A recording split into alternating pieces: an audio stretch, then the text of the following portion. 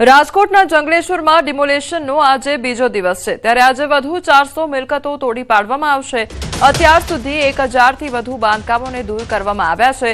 ચુસ્ત પોલીસ બંદોબસ્ત વચ્ચે મેગા ડિમોલેશનની કામગીરી શરૂ કરવામાં આવી છે। લગભગ બપોરે 3 વાગ્યા સુધીમાં ડિમોલેશનની કામગીરી પૂર્ણ થશે।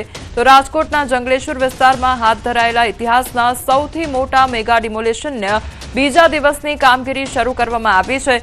અધિકારીઓના જણાવ્યા મુજબ જંગલેશ્વર વિસ્તારને કુલ 7 સેક્ટરમાં વહેંચી ડિમોલેશન કરવામાં આવ્યું હતું, જેમાં એક જ દિવસે 1119 મિલકતો તોડી પાડવામાં આવી છે। નદી કાંઠાના વિસ્તારોમાં થયેલા દબાણો સંપૂર્ણ રીતે દૂર કરવામાં આવ્યા છે। આજે બપોરે 3 વાગ્યા સુધીમાં સમગ્ર કામગીરી સમાપ્ત થવાની શક્યતા વ્યક્ત કરવામાં આવી છે।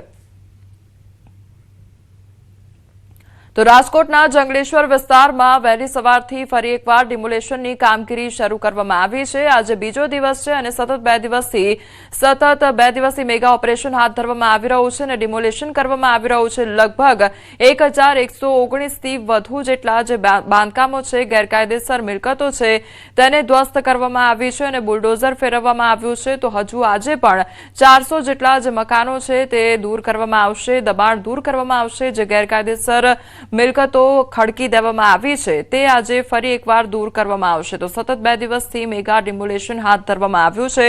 રાજકોટના જંગલેશ્વર વિસ્તારમાં ચુસ્ત બંદોબસ્ત સાથે આજે કામગીરી છે તે કરવામાં આવી રહી છે।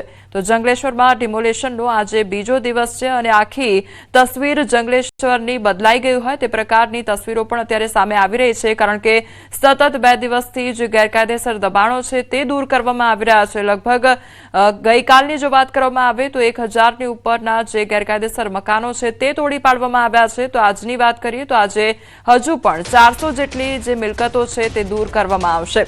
તો રાજકોટમાં 24 કલાક ધમધમતું જંગલેશ્વર 24 કલાકમાં હવે સાફ થઈ ગયું છે। 24 કલાકમાં જંગલેશ્વરનું ચિત્ર બદલાઈ ગયું છે। લોકોથી ધમધમતું જંગલેશ્વર વગડો બની ગયું છે। ગેરકાયદેસર દબાણો પર બુલડોઝર ફર્યું છે। લોકોની કિલકિલારીથી 24 કલાક ગુંજતું જંગલેશ્વર આજે મશીનોના ધડધડ અને મકાન પડવાના ધડામ અવાજથી ગુંજી રહ્યું છે। રાજકોટનું જંગલેશ્વર જે ક્યારેક સાંકડી ગલીઓ, લોકોની સતત અવરજવર અને વેપાર ધંધાના ઘોંઘાટથી ધમધમતું હતું, તે કલાકોના સમયમાં જ જાણે કોઈ ખંડેરમાં ફેરવાઈ ગયું છે। તંત્ર દ્વારા હાથ ધરવામાં આવેલી આ મેગા ડિમોલેશન ડ્રાઈવમાં વર્ષો જૂના ગેરકાયદેસર દબાણો પર એકસાથે અનેક બુલડોઝરો ત્રાટકતા આખું ચિત્ર બદલાઈ ગયું છે। જ્યાં નાના બાળકોના હસવાના અને શેરીઓના પરિચિત અવાજો આવતા હતા, ત્યાં આજે ચારેકોર માત્ર કાટમાળના ઢગલા, ધૂળની ડમરીઓ અને જેસીબી મશીનોના કર્કશ અવાજો સંભળાઈ રહ્યા છે। મકાનો પડવાના ધડામ અવાજ સાથે એક આખો વસવાટ ઇતિહાસ બની રહ્યો છે। પોલીસના ચુસ્ત બંદોબસ્ત વચ્ચે ચાલી રહેલી આ કાર્યવાહીને કારણે લોકોમાં ક્યાંક ફફડાટ તો ક્યાંક લાચારી જોવા મળી રહી છે। રસ્તાઓ પહોળા કરવા અને ગેરકાયદેસર બાંધકામો દૂર કરવાના આકરા વલણને પગલે જંગલેશ્વરના દ્રશ્યો એટલી હદે બદલાઈ ગયા છે કે જે લોકો અહીં વર્ષોથી રહેતા હતા તેઓ પણ આજે પોતાના ઘરનો રસ્તો ઓળખવામાં થાપ ખાઈ જાય તેવી સ્થિતિ સર્જાઈ છે। હવે ખાસ વાત તો એ છે કે વહીવટીતંત્રની આ બુલડોઝર નીતિએ સાબિત કરી દીધું છે કે કાયદાના શાસન સામે ગમે તેવા મજબૂત ગણાતા દબાણો પણ ટકી શકતા નથી। જે વિસ્તાર 24 કલાક જીવંત લાગતો હતો ત્યાં આજે માત્ર પથ્થરોનો વગડો અને સુનકાર વ્યાપેલો જોવા મળી રહ્યો છે। ત્યારે આ હજુ પણ ગેરકાયદેસર દબાણો દૂર કરવાની જે કામગીરી છે તે શરૂ જ છે।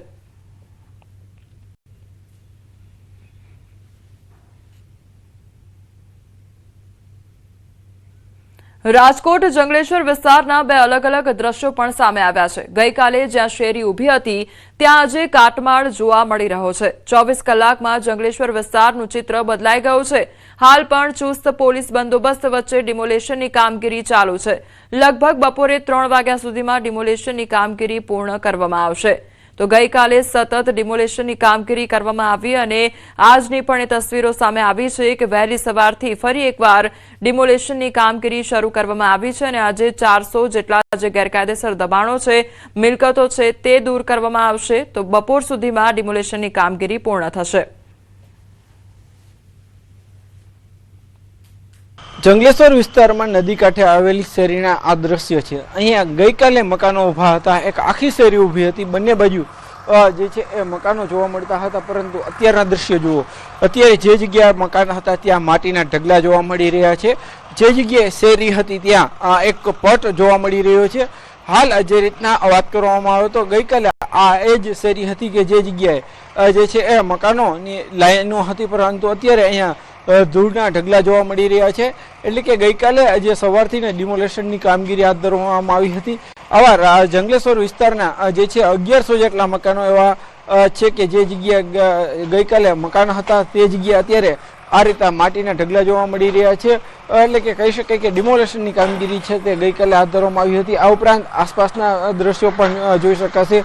જ્યાં નજર પડશે ત્યાં માત્ર જે છે માટી, ઈંટો અને જે છે એ પડેલી દિવાલો જોવા મળશે. એટલે કે કહી શકાય કે ગઈકાલે જે રીતના કામગીરી કરવામાં આવી હતી, આજે પણ વહેલી સવારથી કામગીરી છે તે પૂરજોશમાં કરવામાં આવી રહી છે. રાજકોટ શહેરમાં મહાનગરપાલિકાની જે છે સૌથી મોટું ડિમોલેશન છે ને એના માટે જે છે અત્યારે જે કામગીરી છે તે સતત બીજા દિવસે પણ પૂરજોશથી ચાલી રહી છે. હાર્દિક જોશી, ન્યૂઝ 18 ગુજરાતી, રાજકોટ. જામનગર મનપા દ્વારા ગેરકાયદેસર દબાણ હટાવવાની કામગીરી કરવામાં આવી છે, ત્યારે ઝૂલેલાલ મંદિર પાસે કરાયેલા દબાણને મનપાની ટીમ દ્વારા દૂર કરવામાં આવ્યું છે. ચેટીચાંદનો તહેવાર નજીક આવતા મંદિર પાસેના પતરા હટાવાયા છે. પોલીસે સ્થાનિક અગ્રણીઓને સમજાવીને દબાણ હટાવવાની કામગીરી કરવામાં આવી છે.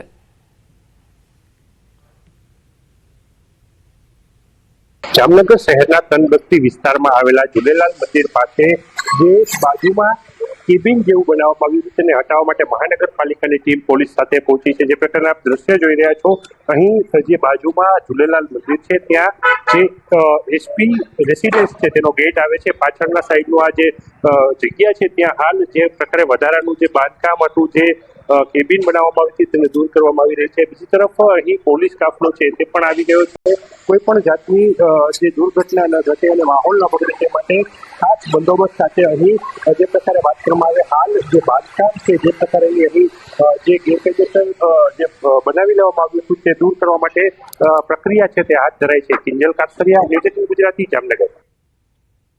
અમદાવાદની પ્રસિદ્ધ શૈક્ષણિક સંસ્થા ગુજરાત લો સોસાયટીએ તેના શતાબ્દી વર્ષની ભવ્ય ઉજવણીનો પ્રારંભ કર્યો છે. મુખ્યમંત્રી ભૂપેન્દ્ર પટેલની પ્રેરક ઉપસ્થિતિમાં આયોજિત આ કાર્યક્રમમાં જીએલએસ આર્કાઇવ, મ્યુઝિયમ અને શતાબ્દી લોગોનું અનાવરણ કરવામાં આવ્યું હતું. વર્ષ 1927થી કાર્યરત આ સંસ્થા 2027માં પોતાના 100 વર્ષ પૂર્ણ કરશે, જે અંતર્ગત વર્ષભર વિવિધ શૈક્ષણિક અને સાંસ્કૃતિક કાર્યક્રમોનું આયોજન થશે.